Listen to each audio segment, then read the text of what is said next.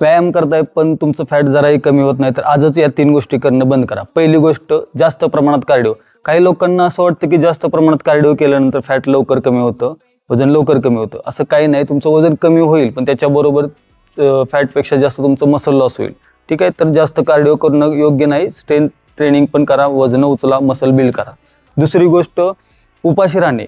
मी खूप लोक बघतो की दिवसभर काहीच खात नाहीत. त्यांना असं वाटतं की काही न खाल्ल्याने वजन पटकन कमी होईल. मात्र असं होत नाही. उलट त्यांचं फॅट जास्त प्रमाणात वाढू शकतं, कारण तुमची पचनशक्ती एकदम कमी होते आणि त्याच्यामुळे तुम्ही अजून जाड होऊ शकता.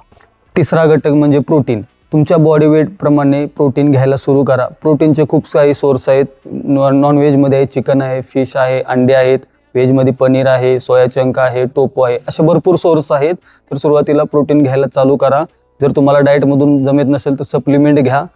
आणि हा व्हिडिओ आवडल्यास लाईक करा, शेअर करा, कमेंट करा. आणि हा व्हिडिओ अशा मित्राला शेअर करा की जो नेहमी फक्त कार्डिओज करत राहतो तरी त्याचं फॅट कमी होत नाही.